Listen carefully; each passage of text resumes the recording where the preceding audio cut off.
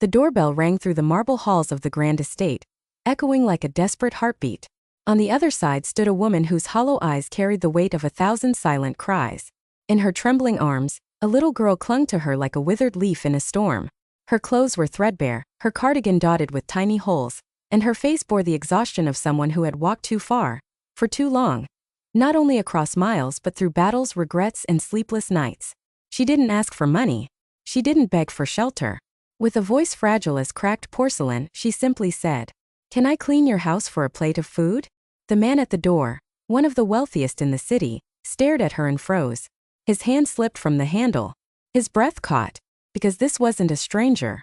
This was her, the woman he had once failed. If you believe in kindness, in second chances, in the power of humanity to rise even from its lowest depths, please like this video, share your thoughts in the comments, send it to someone who needs hope, and subscribe to Kindness Corner. These stories are more than entertainment. They are reminders of the goodness this world still needs. Her name was Elena.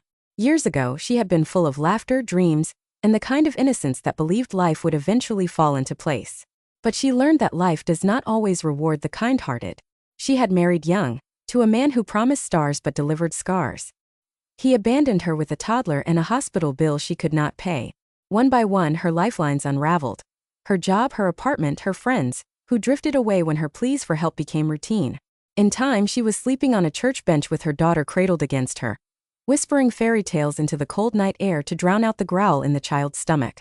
Each day, Elena wandered the wealthy neighborhoods, hoping for a sandwich, a jacket, or a shred of compassion. Most doors stayed closed. Some offered polite refusals. Others never opened at all. But today was different. Whether desperation, intuition, or divine orchestration, something drew her to this house. It was so pristine, so far beyond her reach, that even stepping onto the stone path felt like trespassing in another world. Yet hunger recognizes no boundaries. Inside, Liam Whitmore had just returned from a board meeting that secured a $20 million contract. The media called him a visionary. His colleagues called him ruthless. Behind the designer suits and glass towers, he was a man who rarely looked back, until that knock shattered something buried deep within. When he saw Elena, his eyes widened. Time folded in on itself. Memories scattered like broken glass. Because years ago, before money, before mergers, before marble floors and media praise, he had known her. She was the girl behind him in line at the college food drive, quietly counting her coins for a pack of instant noodles. The girl who had smiled at him on rainy afternoons in the library, when they were both broke but alive with purpose. They had never been close, yet she left an imprint, her gentleness, her dignity, her way of making silence feel warm. And one night, he had seen her being screamed at by her boyfriend outside a diner. He could have intervened. He should have. But he turned away. That guilt had long been sealed behind walls of ambition. Until now. He invited them in. The grand foyer, polished and quiet, echoed with the hesitant footsteps of a woman who no longer belonged in such spaces. Elena apologized, as if her hunger were an inconvenience. But Liam was trapped between past and present, shame and duty. He brought food, placing it first before the child. Then he watched as Elena, eyes shimmering, hesitated before eating. Pride and pain are strange companions. As hours passed, fragments of her story spilled out. The abusive marriage, the shelter lost when funding collapsed, the nights spent in bus terminals and alleyways. Yet she never blamed the world. She simply said, "It's just what happened."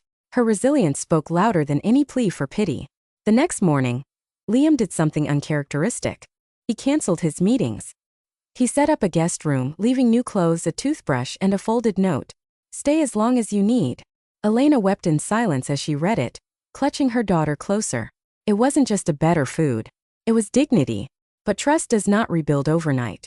Elena wrestled with the guilt of accepting help, fearing it came with conditions. Liam wrestled with a different guilt, that he had risen so high while people like Elena had fallen unseen. Slowly they began to talk. Elena helped around the house, not from obligation, but from a rediscovered sense of purpose. She cleaned, organized, cooked. Her daughter began to laugh again, running in the garden, playing piano in the hallway, smiling with a joy not heard in years. One afternoon, Liam returned from a gala and found Elena sketching a small garden design. Once she had studied architecture before her world collapsed. He encouraged her to draw again. First she resisted. But soon her designs adorned his office walls. Clients noticed. One, a hotel chain owner, asked who had created the layout. Liam pointed to Elena. That single referral became a freelance project. Then 3 more. Within a year, Elena was running her own design consultancy. From a laptop Liam had gifted her on her birthday. The most touching moment came one cold December morning.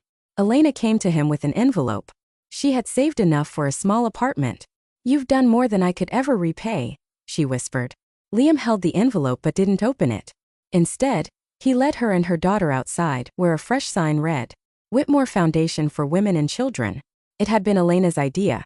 A shelter, a lifeline, a place where no mother would ever again have to trade dignity for survival.